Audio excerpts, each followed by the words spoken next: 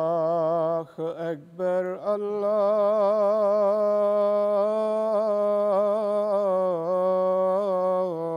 اللہ اکبر اللہ اکبر اللہ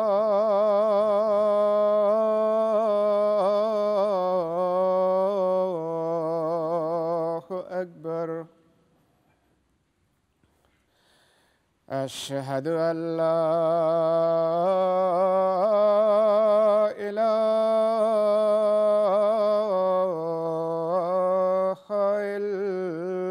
إلا الله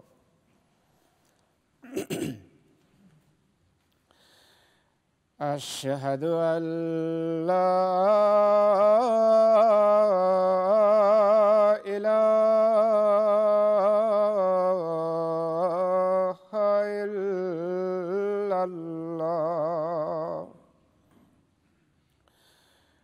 أشهد أن محمدًا رسول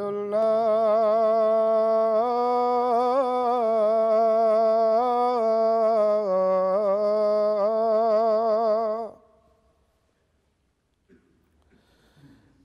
أشهد أن محمدًا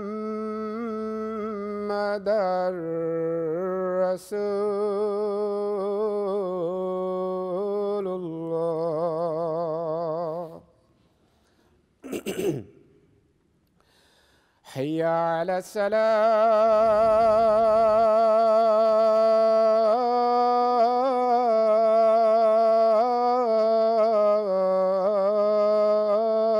الصلاة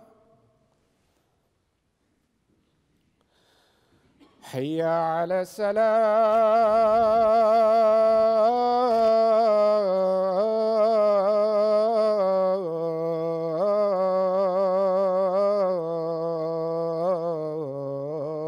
السلام حي على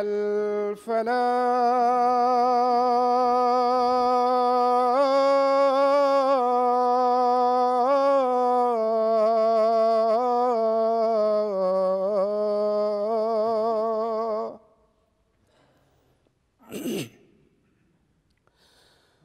حي على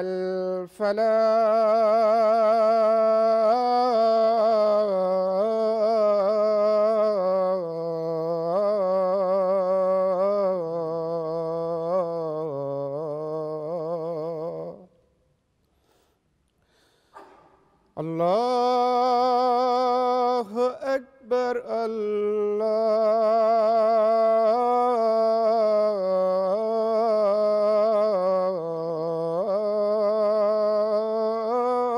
الله أكبر لا إله إلا الله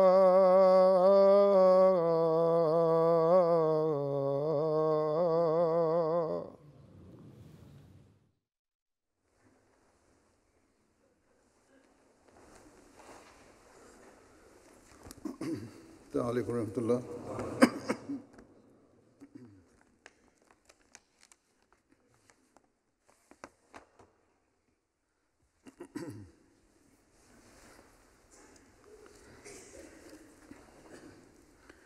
أشهد أن لا إله إلا الله وحده لا شريك له وأشهد أن محمدًا عبده ورسوله أما بعد فأعوذ بالله من الشيطان الرجيم بسم الله الرحمن الرحيم الحمد لله رب العالمين الرحمن الرحيم مالك يوم الدين إياك نعبد وإياك نستعين اهدنا الصراط المستقيم صراط الذين أنعمت عليهم غير المغضوب عليهم ولا الضالين.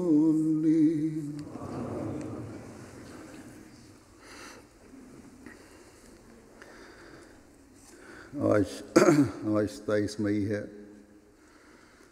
اور جیسا کہ ہر احمدی جانتا ہے اس دن جماعت احمدیہ میں حضرت مسیح موعود علیہ الصلوۃ والسلام کے وصال کے بعد خلافت کا آغاز ہوا اور اس کی مناسبت سے جماعت میں یہ دن یوم خلافت کے طور پر منایا جاتا ہے. یا اللہ تعالیٰ کے وعدے،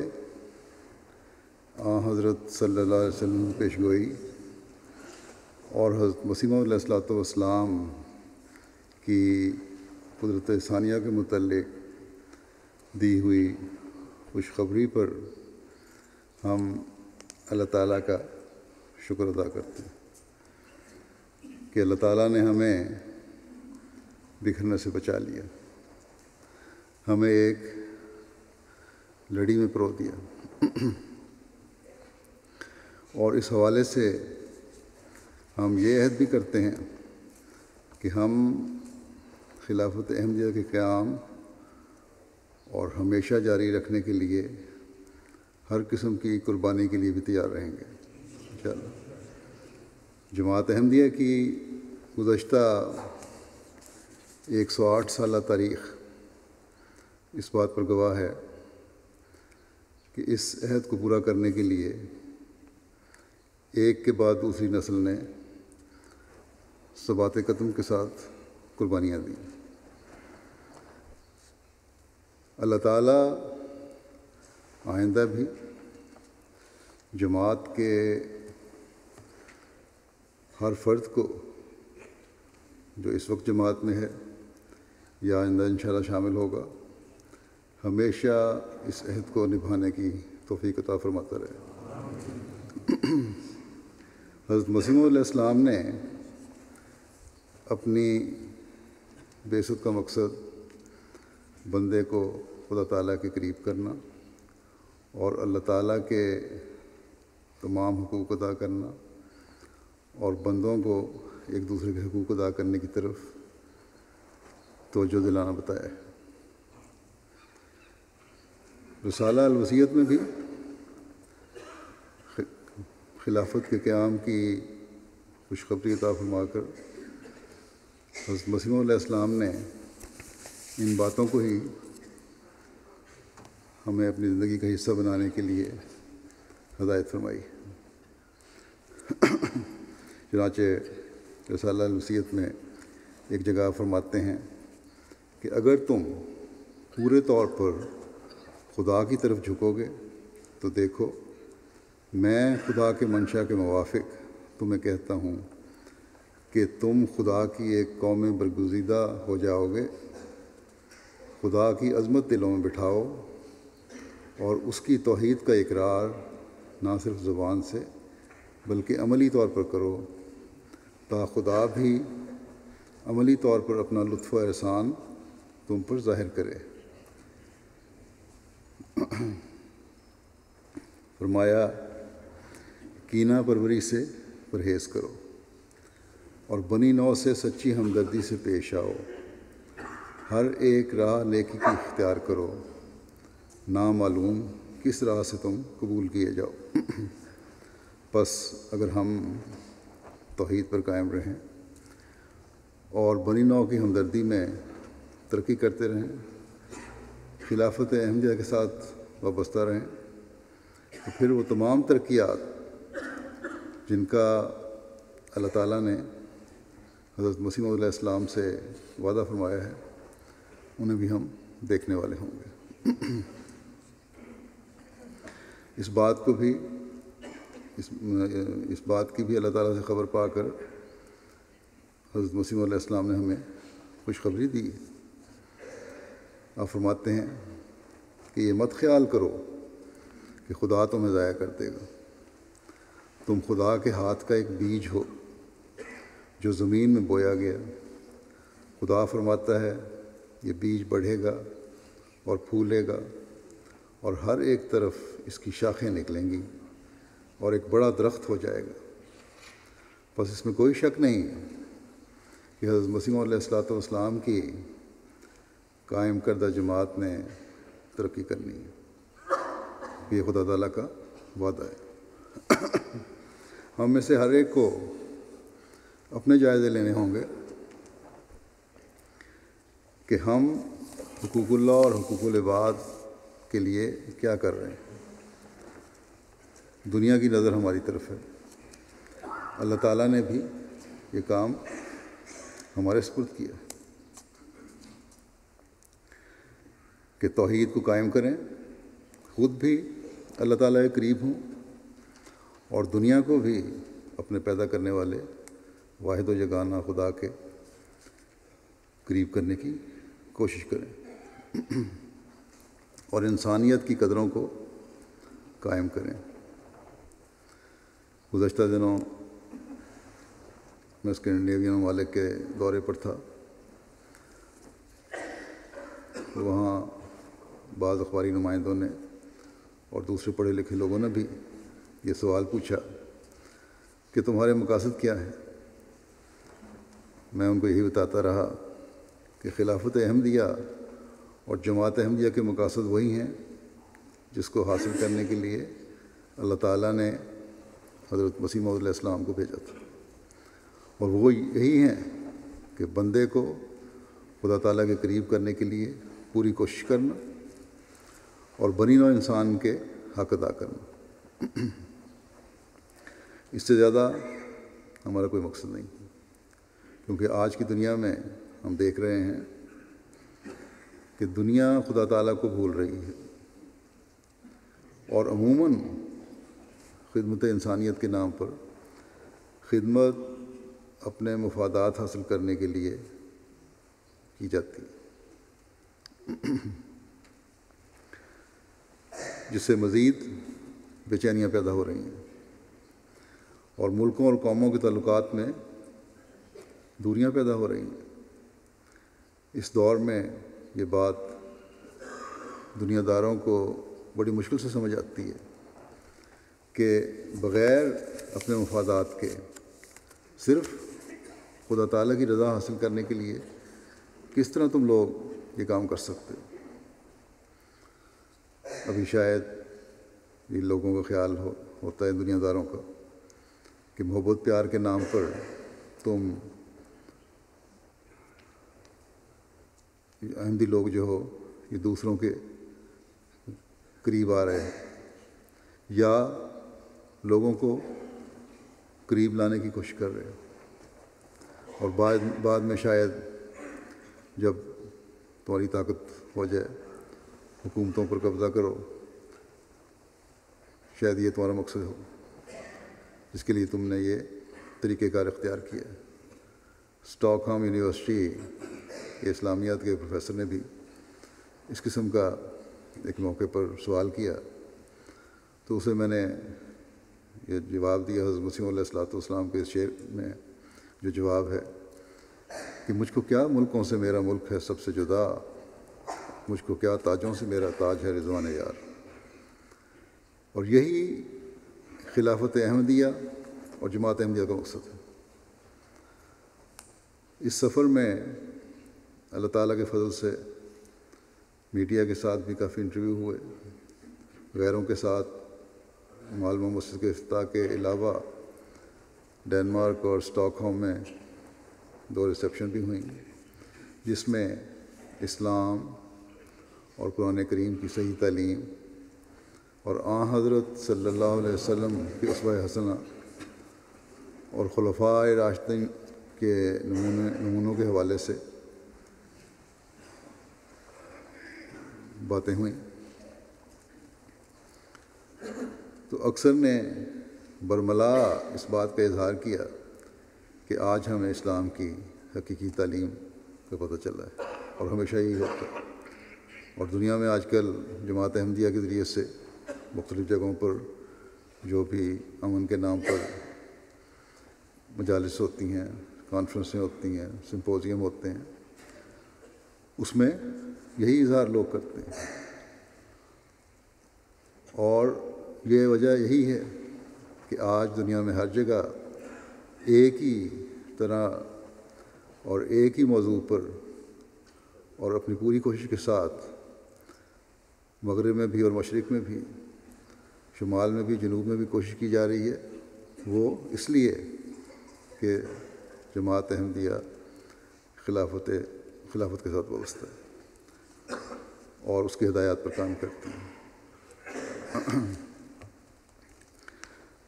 اس بات کا اظہار، جیسے کہ میں نے کہا، اکثر لوگوں نے کیا کہ حقیقی تعلیم کا پتہ ہمیں اب چلا ہے، اور آج ہمیں جماعت احمدیہ کے خلیفہ سے اسلام کی حقیقی تعلیم کا علم ہوا۔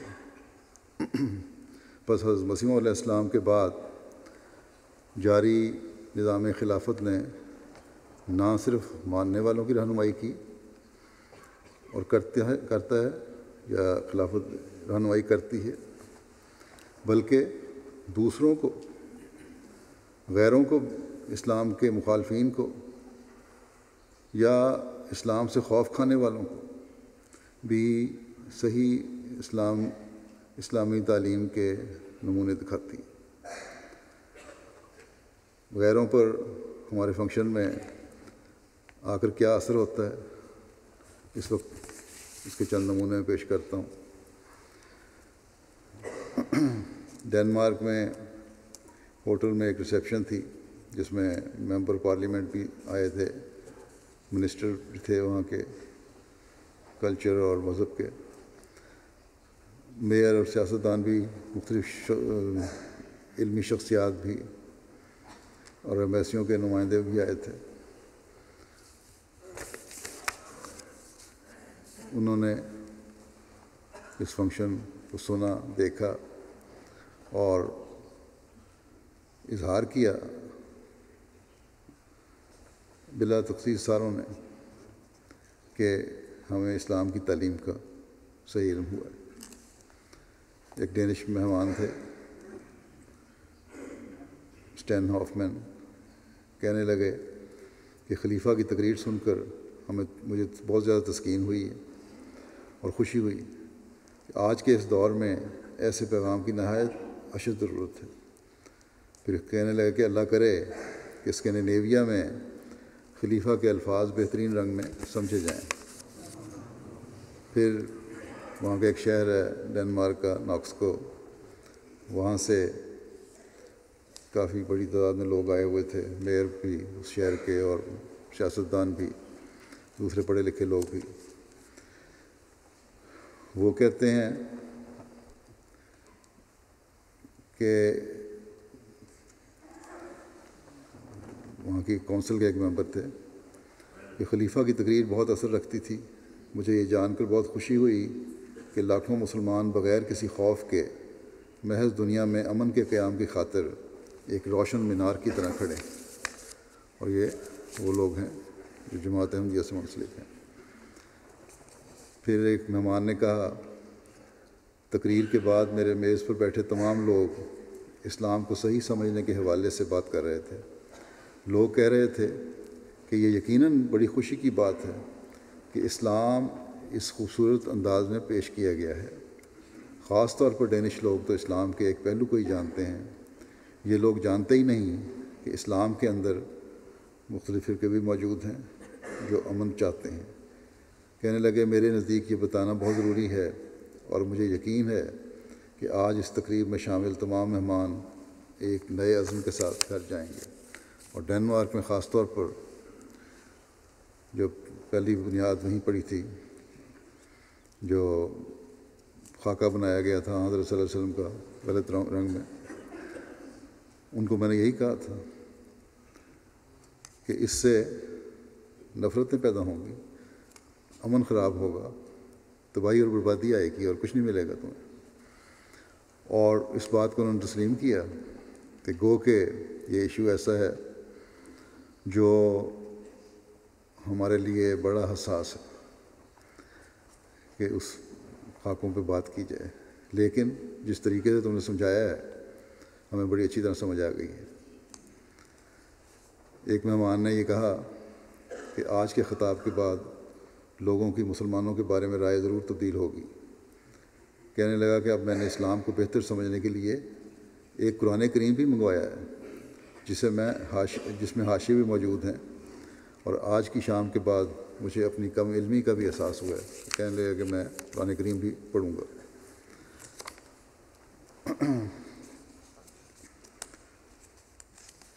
جیسا کہ میں نے کہا، ناکسکو سے لوگ آئے تھے، جب وہ تقریب کے بعد واپس جا رہے تھے تو ایک مہمان نے لکھا کہ ہم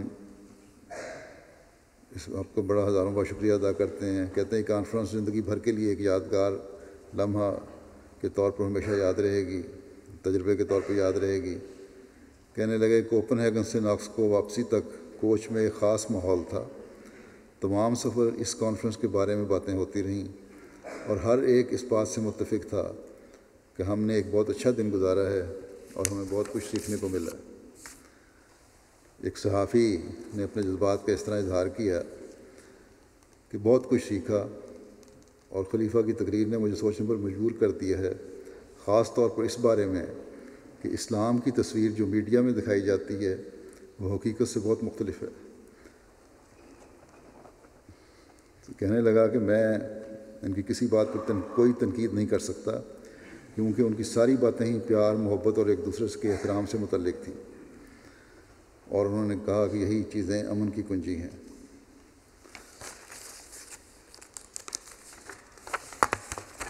پھر کہنے لگا کہ انہوں نے ہمیں ایک اور عالمی جنگ کے خطرے کے بارے میں بتایا، اور میں اب پریشان ہوں۔ میں نے پہلے بھی ایک دو لوگوں سے سنا ہے کہ ہم عالمی جنگ کے قریب ہیں، مگر میں نے اس پر یقین نہیں کیا تھا، مگر آج میرا خیال بدل گیا ہے۔ مجھے اب اس کو سنجیدگی سے لینا ہے۔ اور کہا کہ خلیفہ نے اسے بڑے ایسے انداز میں پیش کیا ہے کہ مجھے سوچنا پڑے گا۔ پھر ایک مہمان اپنے جذبات کا اظہار کرتی ہیں، خاتون، کہ یہ باتیں سوچنے پر مجبور کر دینے والی تھیں، لیکن ایک لحاظ سے پریشان کن بھی تھیں، کیونکہ انہوں نے مستقبل کے بارے میں ایک بہت سنگین تصویر کھینچی۔ انہوں نے ہمیں جنگ کے خطرات کے بارے میں خبردار کیا۔ انہوں نے کہا کہ امن کے لیے کوشش کرنے کا بھی وقت ہے، ورنہ ہم بعد میں پچھتائیں گے۔ پھر ایک صاحبہ نے، ڈینش مہمان تھی، کہا کہ آج سے پہلے میں اسلام کے بارے میں منفی باتیں سی جانتی تھی، مگر آج میں نے جو سنا وہ اچھا اور محبت سے بھرا ہوا پیغام تھا۔ میں نے سیکھا کہ ISIS اسلام نہیں ہے، اور اسلام کی تعلیم تو یہ ہے کہ تمام مذاہب کی عبادتگاہوں کی رکھوالی کرنی چاہیے۔ ایک اور ڈینش مہمان نے کہا ایسے آدمی سے ملی جس نے یہ ثابت کر کے دکھایا کہ میڈیا کے ذریعے سے جو اسلام کی تصویر دکھائی جا رہی ہے وہ غلط ہے۔ میں بہت جذباتی اور پرجوش ہو گئی ہوں۔ میں ایک ایسے شخص سے ملی جس نے مجھے جہاد کا مطلب بتایا۔ میڈیا کی آزادی رائے اور دنیا میں امن کے توازن کو برقرار رکھنے کے بارے میں ان کی باتیں مجھے بہت اچھی لگیں۔ پھر ایک ڈینش مہمان کہنے لگے کہ خلیفہ نے اپنے خطاب میں قرآن کے حوالے دیے۔ اسی بات سے پتہ چلتا ہے کہ ان کے الفاظ خود ساختہ نہیں بلکہ حقیقت پر مبنی تھے۔ کہنے لگے کہ مغرب میں مسلمانوں کے لیے انٹیگریشن ممکن ہے، ان باتوں سے ثابت ہوتا ہے، کیونکہ انہوں نے بتایا کہ اسلام مغربی اقدار کے خلاف نہیں ہے، کیونکہ امن، رواداری اور ایک دوسرے کی عزت کرنا مشترکہ اقدار ہیں۔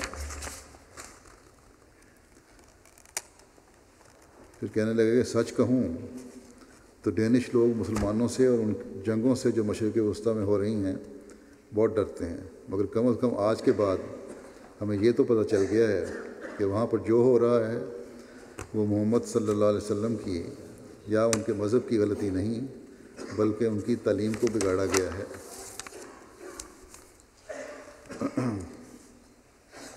یونیورسٹی کے طالب علم تھے، کہتے ہیں کہ ان کے تقریر کے نکات بڑے واضح تھے۔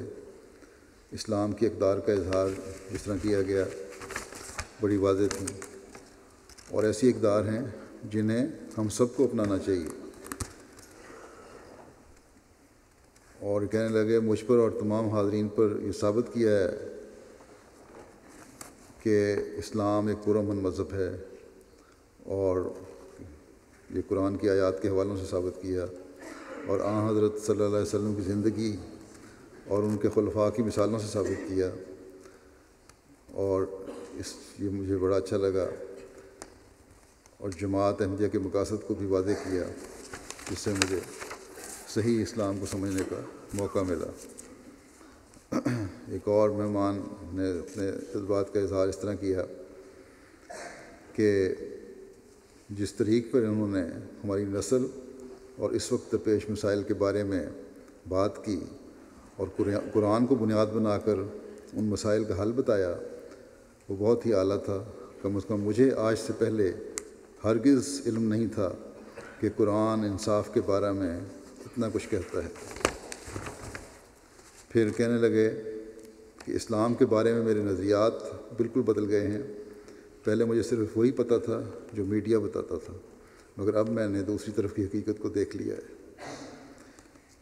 تو کہنے لگے قرآن کی ایک آیت کا حوالہ دیا ہے خلیفہ وقت نے، جس میں یہ ذکر تھا کہ ان لوگوں سے بھی انصاف کرنا چاہیے جن کو انسان پسند نہیں کرتا، اور یہ بھی اچھا لگا کہ انہوں نے بتایا کہ پہلے دور کے مسلمان تو یہود و نصارہ سے پیار کا سلوک کرتے تھے۔ اس بات نے میرے دل پر بہت گہرا اثر کیا۔ پھر ہیومنسٹ سوسائٹی سے تعلق رکھنے والی ایک خاتون کہتی ہیں پرامن پیغام کے بارے میں لوگوں کو بہت کم معلومات ہیں۔ میڈیا صرف بری چیزوں کو سامنے لاتا ہے اور اچھی چیزوں کے بارے میں کچھ نہیں بتاتا۔ ڈنمارک کا سارا میڈیا آج یہاں موجود ہونا چاہیے تھا، اور میں اپنے ملک کے لوگوں کے اس رویے سے بہت مایوس ہوئی ہوں۔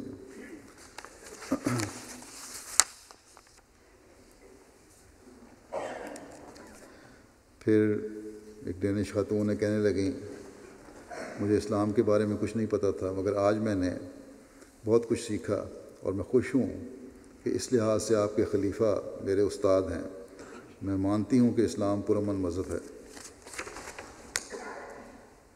پھر یہ کہنے لگیں کہ میری خواہش ہے کہ لوگ ان کے پیغام پر توجہ دیں۔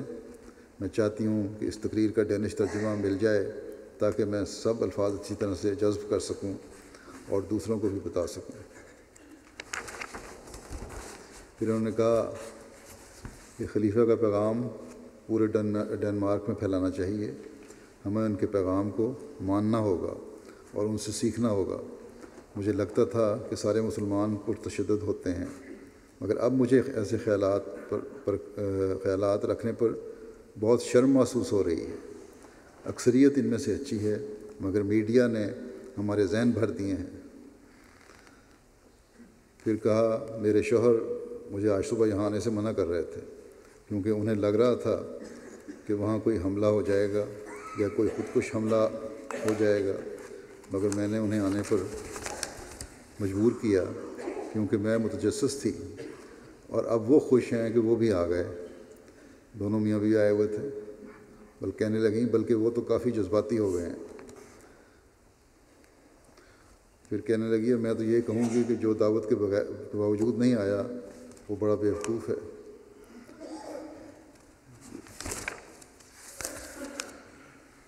ایک ڈینش سیاستدان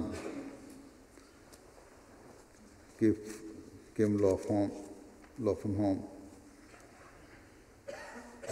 نے کہا کہ یہ میرا پہلا موقع تھا کہ میں کسی خلیفہ سے ملا ہوں، اور ان سے ملنے کا تجربہ میری زندگی میں کسی اور مسلمان سے ملنے سے بالکل مختلف تھا۔ جو بتانے والے کو انہوں نے کہا، آپ کے امام اسلام کے بارے میں وہ بات کرتے ہیں جو دوسرے عرب مسلمان نہیں کرتے جن سے میں ملا ہوا ہوں۔ آپ کے خلیفہ یہ بات بہت واضح کرتے ہیں کہ اسلام تمام مذاہب کو آزادی دیتا ہے۔ کہنے لگے، دنیا کو خلیفہ کے الفاظ سننے کی ضرورت ہے، ان کے الفاظ کو دور دور تک پھیلنا چاہیے۔ شاید آپ ایک چھوٹی سی جماعت ہوں، مگر آپ کا پیغام بہت بڑا ہے۔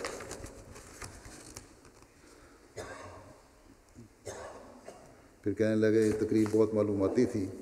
مثلاً میں نے محمد نبی کریم صلی اللہ علیہ وسلم اور قرآن کریم کے بارے میں جانا، مثلاً یہ کہ انہوں نے عیسائیوں کو اپنی مسجد میں عبادت کرنے دی، اور یہ بھی کہ وہ ہر قسم کے اینٹی سیمیٹزم کے خلاف تھے۔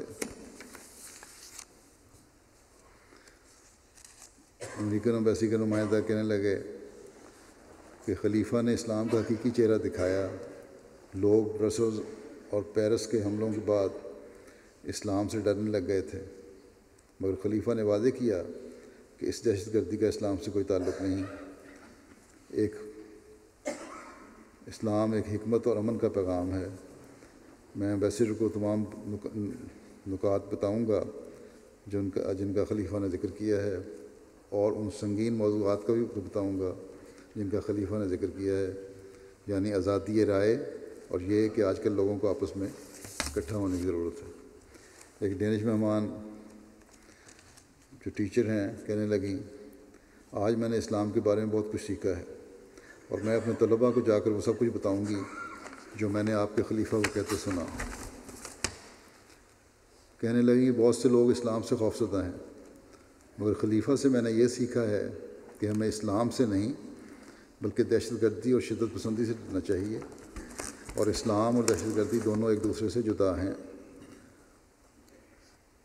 کہنے لگیں کہ مجھے لگا تھا کہ میں اسلام کو جانتی ہوں، مگر حقیقت میں مجھے کچھ نہیں پتہ تھا۔ مثلا مجھے یہ نہیں پتہ تھا کہ نبی کریم صلی اللہ علیہ وسلم عیسائیوں اور یہودیوں سے نیک سلوک کرتے تھے۔ اس بات نے مجھے بہت جذباتی کر دیا۔ کی تقریر بہت متوازن تھی۔ بعض مسلمانوں اور غیر مسلموں جن کے اعمال برے ہیں ان سب پر بھی تنقید کی انہوں نے۔ ایک مہمان نے کہا کہ خطاب جس انداز میں پیش کیا، میں نے دیکھا کہ آپ نے دیگر مقررین کی بات کو بھی بہت غور سے سنا۔ پھر کہنے لگے کہ تیسری جنگ عظیم کے بارے میں آپ کی باتیں بہت بصیرت افروز تھیں، جن کو سن کر میں تھوڑا گھبرا بھی گئی ہوں، مگر آپ کے خطاب سے ہی پھر ایک قسم کی تسکین محسوس ہوئی۔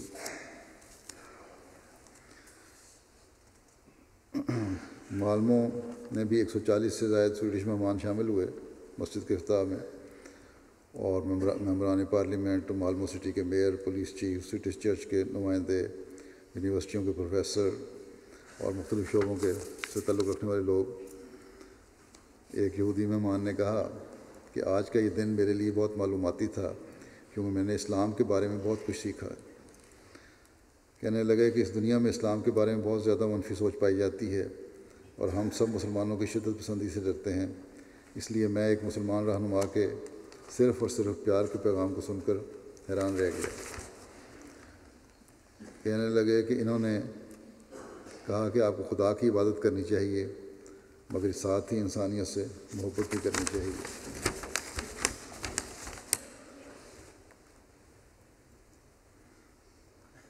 کہنے لگے، خلیفہ نے مجھے ایسا محسوس کروایا کہ مسلمان بھی ہمارے بھائی ہیں، اور اس سے میرے دل میں فلسطینیوں کے لیے رحم دلی بڑھی، اور یہ خیال گزرا کہ شاید ان میں سے سب برے نہیں ہیں۔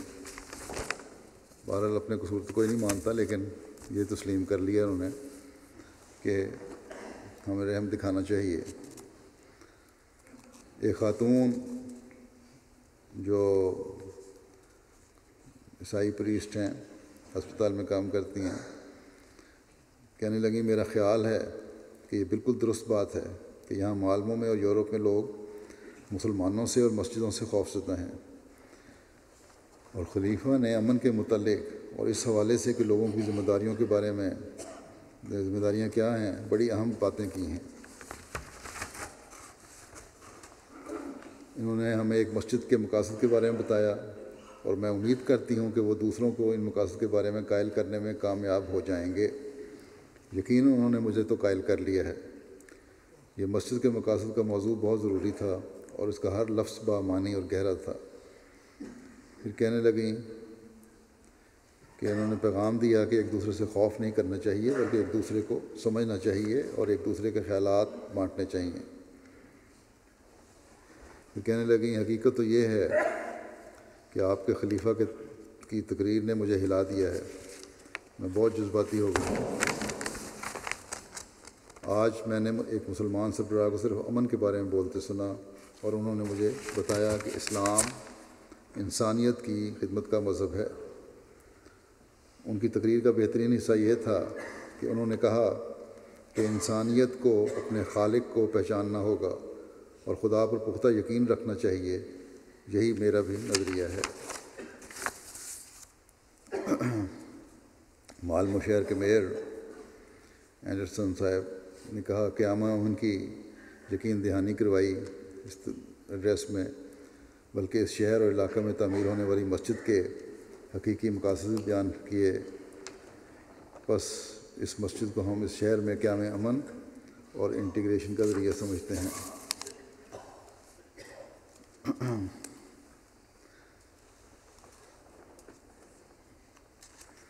ایک صحافی نے کہا بڑی حیرت ہے کہ اس مسجد کے اخراجات جماعت کے لوگوں نے اپنی جیب سے ادا کیے۔ یہ بات میرے لیے نہایت حیرت کا باعث تھی، کیونکہ یہ کوئی معمولی رقم نہیں تھی بلکہ 30 ملین کرونر کی بات ہے۔ پھر کہنے لگے آپ لوگوں نے سارا کام خود کیا ہے، بہت بڑی کامیابی ہے، بہت متاثر ہوں۔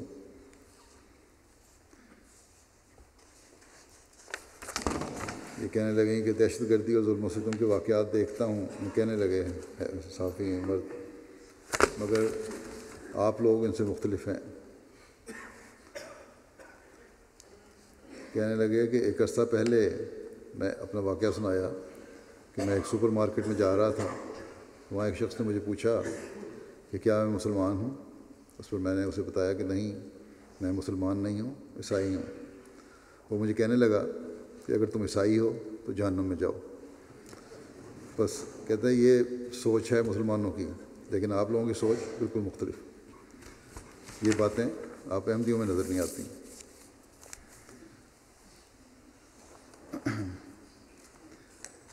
ایک مہمان جو مولوی یونیورسٹی میں پڑھاتے ہیں کہنے لگے خلیفہ کا خطاب نہایت اثر رکھنے والا تھا، امن، پیار، محبت، رواداری کا نہایت مثبت اور عالمی پیغام ہمیں دیا ہے۔ اسی طرح لنڈ یونیورسٹی معلموں میں اسلامیات کے پروفیسر بھی آئے ہوئے تھے، کہنے لگے کہ خلیفہ کا خطاب نہایت دلچسپ اور اپنے اندر اثر رکھنے والا تھا۔ خطاب ختم ہونے کے بعد میں نے دیکھا کہ لوگ خطاب کے حوالے سے ایک دوسرے سے باتیں کر رہے تھے، اور سب لوگ ہی اس سے بہت متاثر نظر آ رہے تھے۔ بعض لوگوں نے تو اس خطاب کی نقل مہیا کیے جانے کا مطالبہ بھی کیا۔ کہنے لگے کہ میں نے دیکھا کہ جس شخص نے یہاں پر، سب لوگ یہاں اکٹھے تھے، سنیوں کی پہلی مسجد تعمیر کی تھی، وہ بھی اس تقریب میں آیا ہوا تھا۔ یہودی بھی اس تقریب میں تھے، عیسائی بھی تھے، دیگر مذہب والے بھی تھے۔ سویڈش ادارے چرچ آف سائنٹالوجی کے چیف برائے انفارمیشن بھی آئے ہوئے تھے۔ کہنے لگے خلیفہ نے اپنی تقریر میں ایک فقرہ جو کہا مجھے بہت زیادہ اچھا لگا، اور وہ فقرہ یہ تھا کہ ایک بڑے فائدے کی خاطر ہمیں اپنے ذاتی مفادات کو ایک طرف کرنا چاہیے۔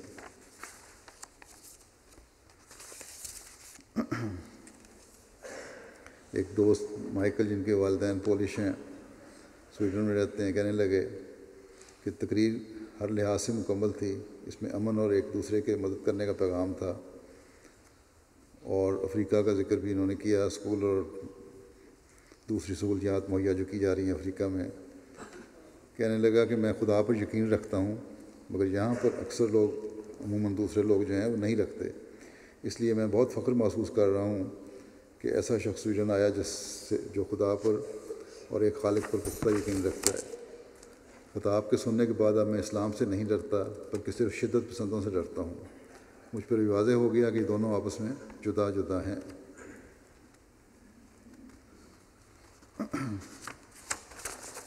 پھر ایک مہمان مسلمان تھے، حسین عبداللہ صاحب یوگوسلاویہ تھے، کہنے لگے کہ خلیفہ کے الفاظ نے مجھے چھو لیا ہے اور میں ان کی ہر بات سے اتفاق کرتا ہوں۔ انہوں نے اسلام کا اس طرز پر دفاع کیا جو دوسرے مسلمان نہیں کر سکتے، رواداری اور دوسروں کی مدد کرنے پر زور دیا اور کہا کہ اسلام کی تعلیم ہے کہ ہم سب ضرورت مندوں کی مدد کریں۔ کہنے لگے کہ اب میں جماعت احمدیہ پر فخر کرتا ہوں۔ لوگوں کے اسلام کے بارے میں غلط تاثرات ہیں اور یہ کوئی آسان کام نہیں ہے کہ ان کو درست کیا جائے، مگر خلیفہ اس کام میں سب سے آگے ہیں۔ ایک سویڈش مہمان نے اپنے خیالات کا اظہار کیا کہ اس شام نے مجھ کو بہت متاثر کیا ہے اور میں نے سیکھا ہے کہ اسلام کیا ہے۔ خلیفہ نے چند ہی منٹوں میں بہت سے موضوعات پر بات کی اور اسلام کا اس رنگ میں دفاع کیا جو کہ میں نے پہلے کبھی نہیں سنا۔ میں کہنے لگا انہوں نے یہ بھی تسلیم کیا کہ بعض مسلمان برے ہیں، مگر خلیفہ نے قرآن کریم کا حوالہ دے کر یہ ثابت کیا کہ ایسے لوگ قرآن کی تعلیم کے خلاف جا رہے ہیں۔ ایک سیاستدان نے کہا کہ میرا اس کے حوالے سے کہ تقریر میں انہوں نے کہا کہ آپ کو ایک حقیقی مسلمان سے امن محسوس کرنا چاہیے، اور میں جب یہاں تقریب میں تھا تو میں واقعی امن محسوس کر رہا تھا۔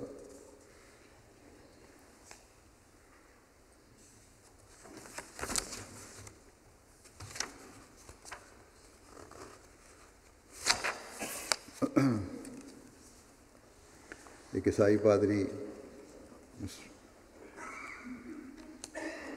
کہنے لگے کہ مجھے آپ کے خلیفہ کے ہر تقریر کے ہر لفظ سے اتفاق ہے، بالخصوص مجھے ان کی یہ بات پسند آئی ہے کہ ہمیں خدا کو یاد رکھنا چاہیے اور یہی مذہب کی بنیاد ہے۔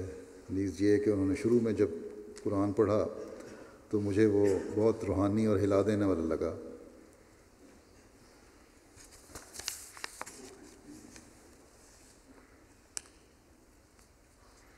ایک مہمان کہنے لگے مجھے آج یوں لگا کہ میں کسی اور دنیا میں ہوں۔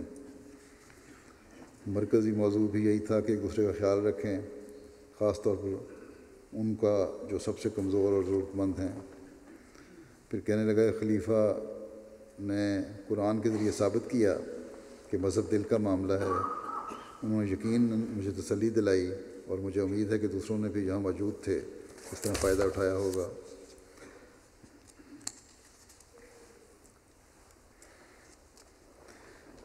ایک مہمان نے کہا کہ آج کے خطاب میں بہت سے موضوعات بات کی۔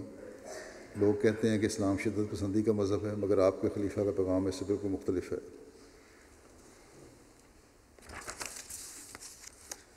پھر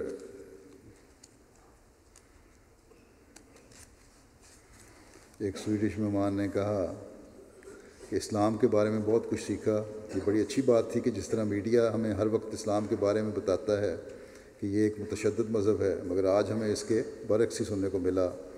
خلیفہ نے ہمیں تسلی دلائی اور ہمارے ڈر کو دور کیا اور ثابت کیا کہ نبی کریم صلی اللہ علیہ وسلم پرامن تھے۔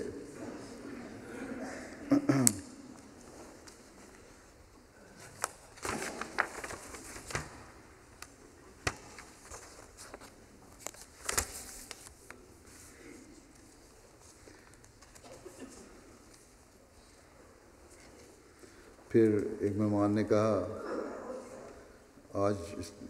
پہلے یہاں آنے سے پہلے میں اسلام کے بارے میں خوفزدہ تھی، مگر آج جو مجھے نظر آیا اور جو میں نے دیکھا وہ بالکل مختلف تھا۔ خلیفہ کا پیغام رحم دلی، ہمدردی اور امن کا پیغام تھا۔ یہ تعلیم دیتے ہیں کہ آپ کو ہر شخص سے محبت کرنی چاہیے ان کے مذہب کی پرواہ کیے بغیر۔ اس نے میرے دل کو چھو لیا۔ نیز یہ بھی سن کر اچھا لگا کہ اسلام ہمسایوں کے حقوق کے بارے میں تعلیم دیتا ہے۔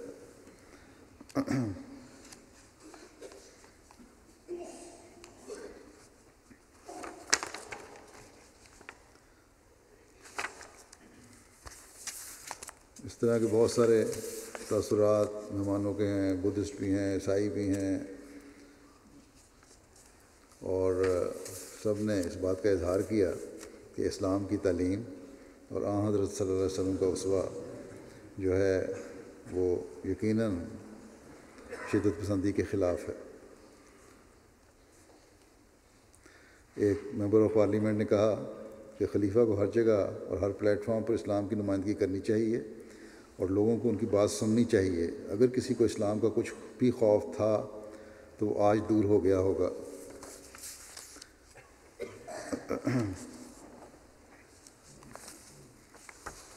پھر کہنے لگے کہ ایک مہمان نے کہا کہ یہ تقریر آسٹریا کے لوگوں کو دینی چاہیے کیونکہ ان ملکوں میں لوگ اسلام کی نفرت اور اسلام کے خوف میں جنونی ہو چکے ہیں۔ انہیں یہ تقریر سننے کی سخت ضرورت ہے تاکہ وہ سیکھ سکیں کہ اسلام ایک امن کا مذہب ہے۔ خلیفہ نے بہت خوبصورتی سے مساجد کے مقاصد کے بارے میں سمجھایا، اور یہ کہ مسجد کا مطلب امن ہے، اور یہ کہ صلاۃ کا مطلب بھی امن اور امان ہے۔ مجھے یہ بھی اچھا لگا کہ آپ کے خلیفہ نے بتایا کہ جماعت احمدیہ کا سیاست سے کوئی تعلق نہیں ہے اور صرف امن قائم کرنے کے بارے میں فکر کرتی ہے۔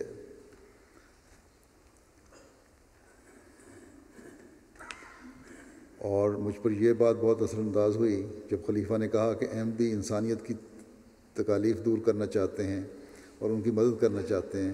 پھر یہ بھی بہت دلچسپ بات تھی کہ خلیفہ نے بتایا کہ نبی محمد صلی اللہ علیہ وسلم کے دور میں ایک مسجد زرار کو بنا دیا گیا تھا، جس سے ثابت ہوتا ہے کہ مساجد صرف امن کی جگہیں ہوتی ہیں۔ سویڈن کے دارالحکومت اسٹاک ہوم میں بھی ایک ریسیپشن تھی، وہاں بھی 6 ممبران پارلیمنٹ شامل ہوئے، پھر دوسرے حکومتی اہلکار بھی تھے، مختلف شعبوں سے تعلق رکھنے والے لوگ تھے، اور وہاں بھی لوگوں نے بڑے اچھے تاثرات کا اظہار کیا۔ ایک مہمان نے کہا مجھے آج بہت کچھ سیکھنے کو ملا ہے، یہ بہت متاثر کن تھا، بلکہ اس سے بھی بڑھ کر اس سے امید مندی ہے۔ میں بہت شکر گزار ہوں کہ خلیفہ یہاں آئے۔ خلیفہ کے پیغام نے ہمیں احساس دلایا کہ ہم کسی تنازع کو دیکھ کر آنکھیں بند نہ کر لیا کریں، یہ خود ہی ختم ہو جائے گا۔ یہ بہت ٹھوس پیغام تھا اور میں اس کے لیے بہت شکر گزار ہوں۔ پھر ایک مہمان نے کہا کیونکہ آج کل دنیا میں ایسی طاقتیں کام کر رہی ہیں جو انسان کو انسان سے دور کرنا چاہتی ہیں، سب کو ایک جگہ اکٹھا کرنے میں آپ ہر لحاظ سے کامیاب ہوئے ہیں، کیونکہ جب ہم ملتے ہیں تو ہماری آنکھیں کھلتی ہیں اور ہمیں مزید کچھ سیکھنے کو ملتا ہے۔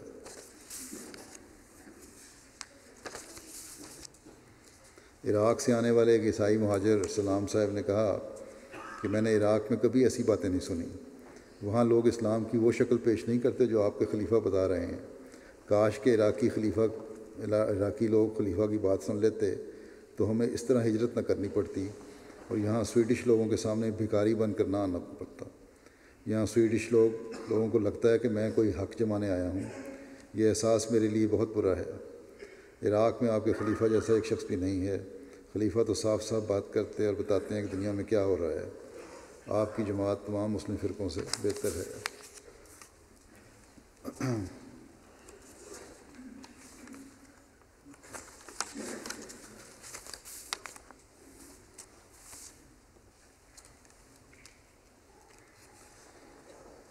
پھر ایک مہمان نے کہتی ہیں کہ جو پیغام خلیفہ نے دیا یہی اصل پیغام ہے جو تمام مذاہب نے اپنے آغاز میں دیا ہے۔ ہر مذہب کی بنیادی تعلیم یہی ہے۔ خلیفہ یکسانیت کی طرف بلا رہے ہیں۔ آپ کی باتیں سن کر مجھے یقین ہو گیا ہے کہ مذہب دنیا کے مسائل کی وجہ سے نہیں ہے،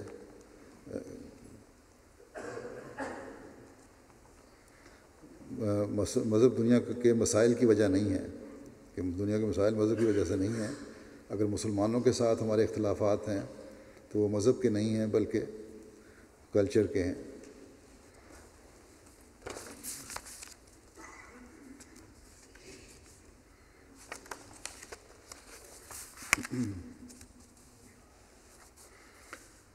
ڈنمارک میں الیکٹرانک اور پرنٹ میڈیا میں جو کوریج ہوئی ہے اس کے نیشنل اخبار ہے ایک کرسچن بلادت، اس نے ہوٹل کے جو فنکشن ہوا تھا اس کی خبر دی، پڑھنے والے تو 50,000 ہی ہیں۔ اسی طرح ایک اور ریڈیو 24 کی جرنلسٹ کے انٹرویو کے لیے مشن آئی اور تقریباً پونے گھنٹے کا انٹرویو لیا اور پھر اس کو ڈینش ترجمے کے ساتھ منوان شائع کیا، سنایا۔ اس ریڈیو کے وقت میں سامعین کی تعداد 25 سے 40,000 ہے۔ ٹی وی جی آر نے اپنی خبروں میں کوریج دی، اس کے سامعین کی تعداد 2 ملین ہے۔ اسی طرح دوسرا میڈیا وغیرہ کے ذریعے کل تقریباً 3 ملین افراد تک یہ پیغام اسلام کا پہنچا۔ اسی طرح سویڈن میں مختلف اخباروں اور ریڈیو چینل وغیرہ کے ٹی وی چینل کے 6 انٹرویو ہوئے اور نیشنل ٹی وی پر انہوں نے خبریں بھی دیں۔ اس طرح مجموعی طور پر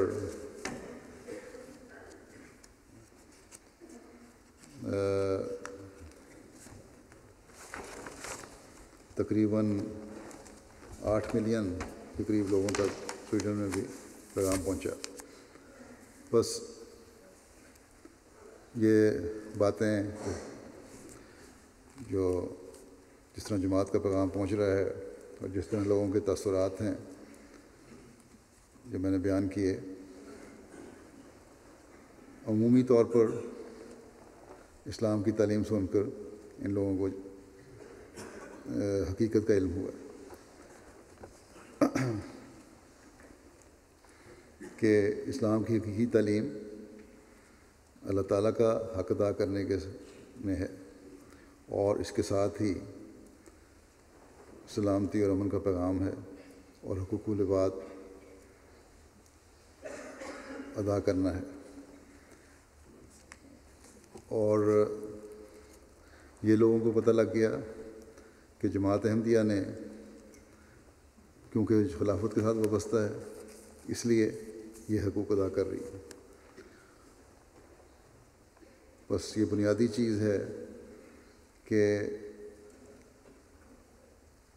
ہر احمدی اس بات کو سمجھے کہ خلافت کے ساتھ وابستہ رہ کر ہی یہ حقوق صحیح طور پر ادا ہو سکتے ہیں۔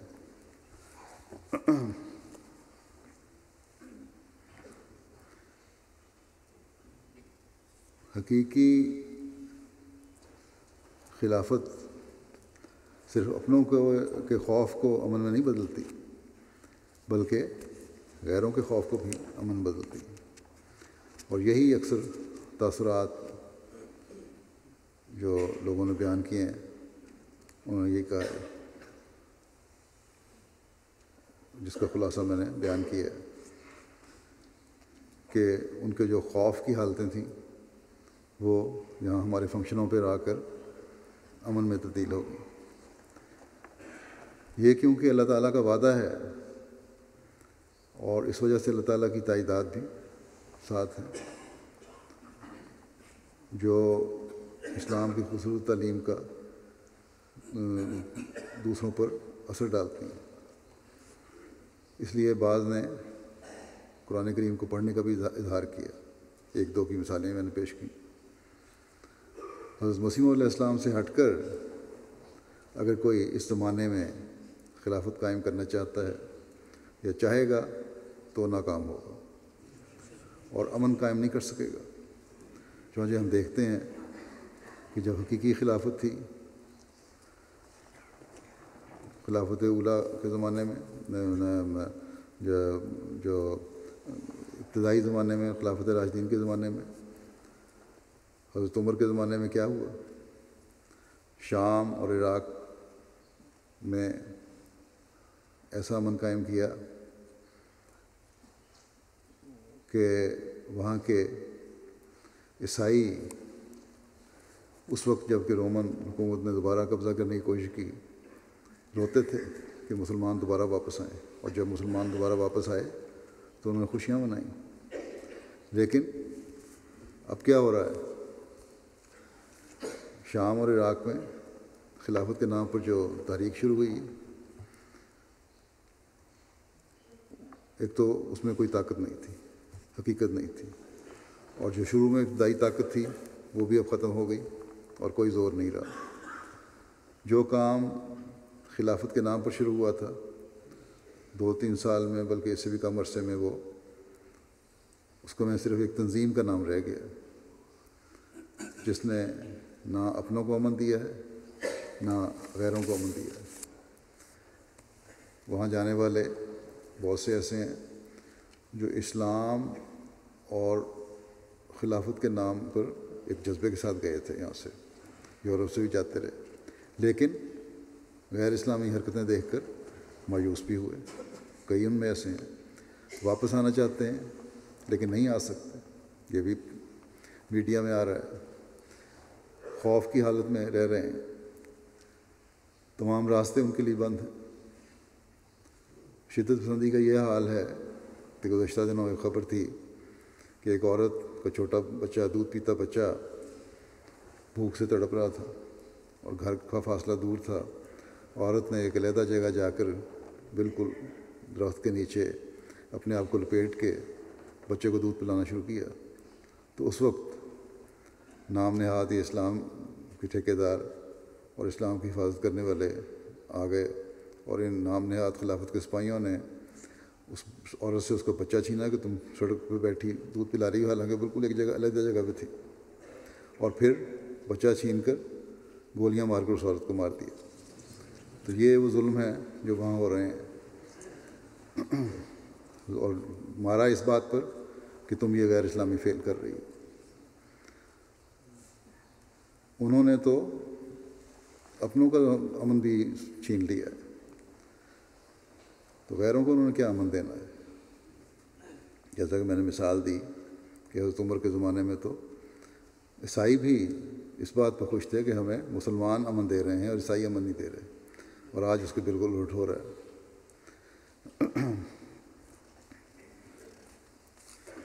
لیکن یہ خلافت احمدیہ ہی ہے جو اپنوں اور غیروں کو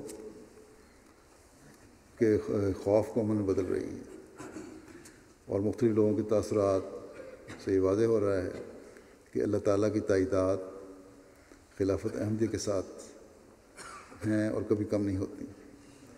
اور جیسا کہ میں نے کہا کہ گزشتہ 108 سال کی تاریخ اس بات کی گواہ ہے۔ حضرت مسیح موعود علیہ السلام نے فرمایا تھا کہ اگر یہ کسی انسان کا کام ہوتا تو کب کا ختم ہو چکا ہوتا، بس یہ حضرت مسیح موعود علیہ السلام کی جماعت کا قیام اور خلافت کا وعدہ الہی وعدہ ہے، اور وہی چیز جو حضرت مسیح علیہ السلام کے زمانے میں تھی کہ ختم کرنے کی لوگوں نے کوشش کی لیکن ختم نہیں ہوا، وہ آج بھی کوشش کریں گے تو اللہ تعالیٰ کے فضل سے کبھی ختم نہیں کر سکتے۔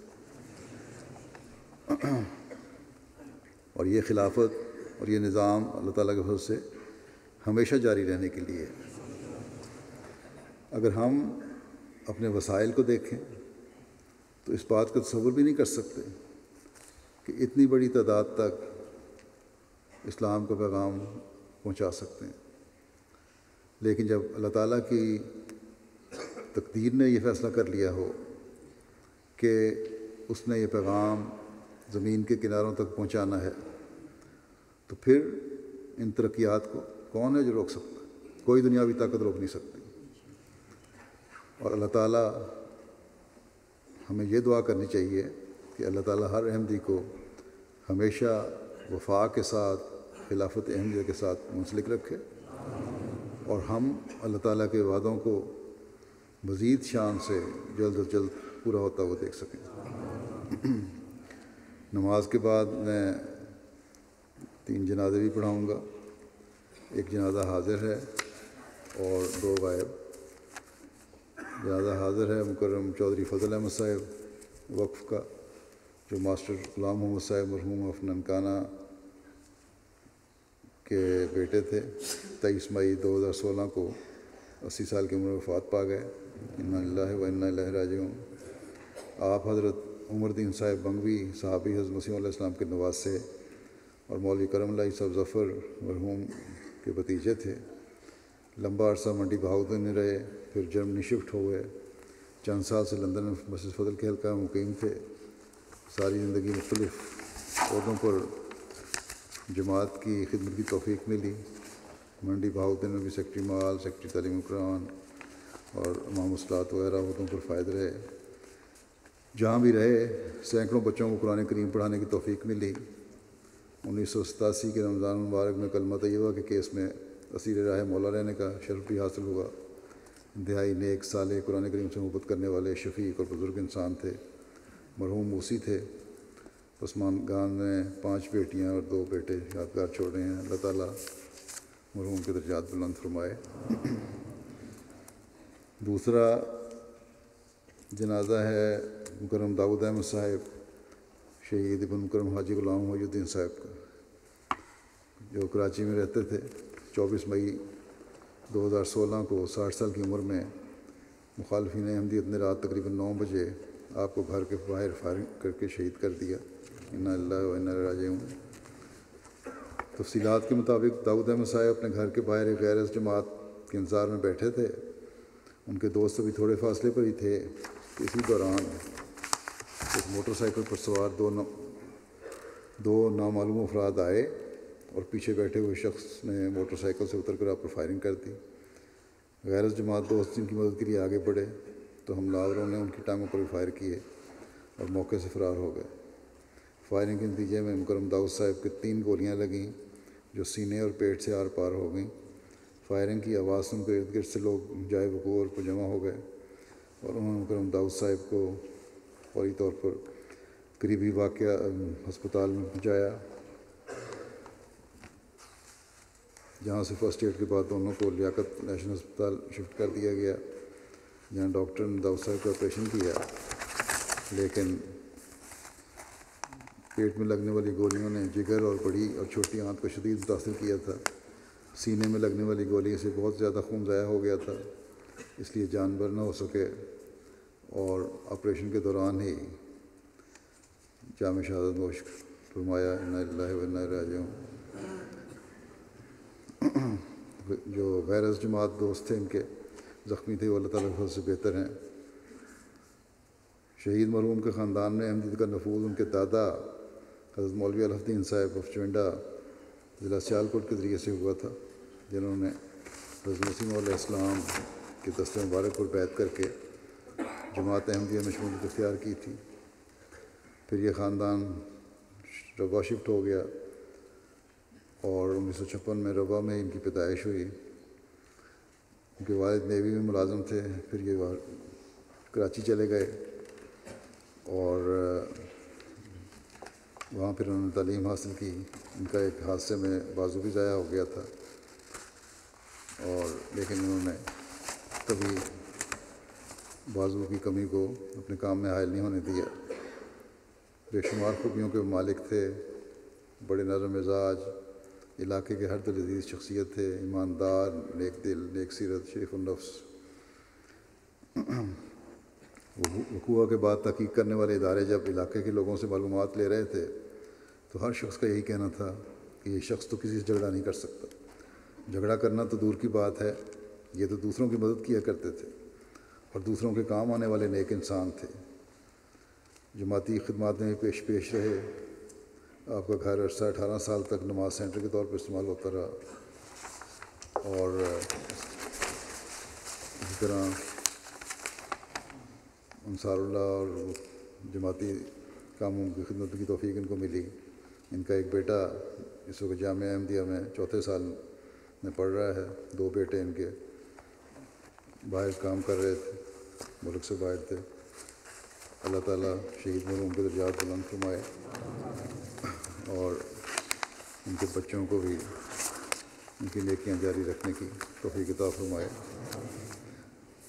تیسرا جنازہ مکرم محمد اعظم اکثیر صاحب کا ہے، جو 25 مئی 2016 کی صبح ربا میں 74 سال کی عمر میں وفات پا گئے۔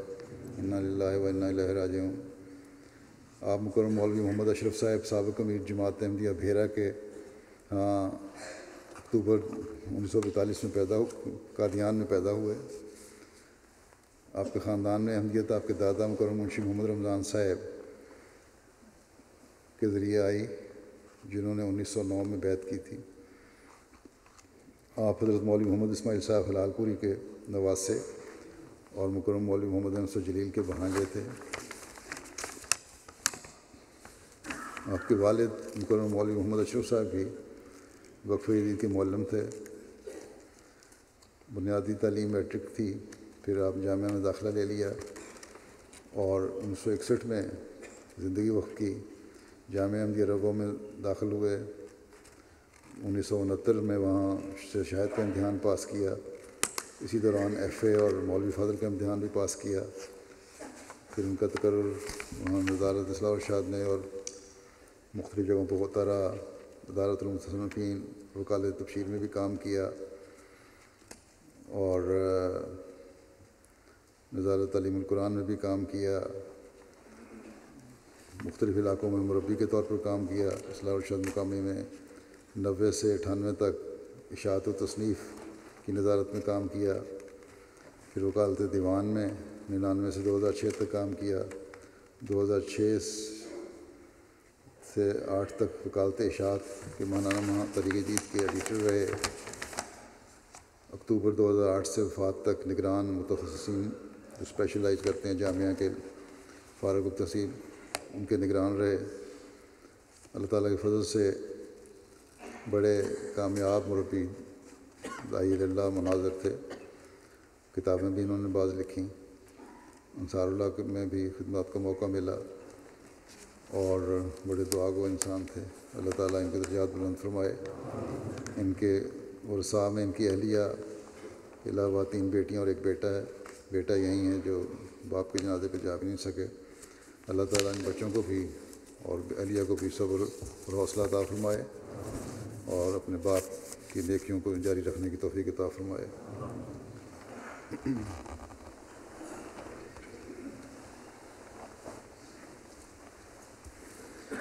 الحمد للہ نحمدہ ونستعینہ ونستغفرہ ونؤمن بہ ونتوکل علیہ ونعوذ باللہ من شرور انفسنا ومن سیئات اعمالنا من يهده الله فلا مضل له ومن يضلل فلا هادي له ونشهد أن لا إله إلا الله ونشهد أن محمدا عبده ورسوله عباد الله رحمكم الله إن الله يأمر بالعدل والإحسان وإيتاء ذي القربى وينهى عن الفحشاء والمنكر والبغي يعظكم لعلكم تذكرون اذكروا الله يذكركم وادعوه يستجب لكم ولذكر الله أكبر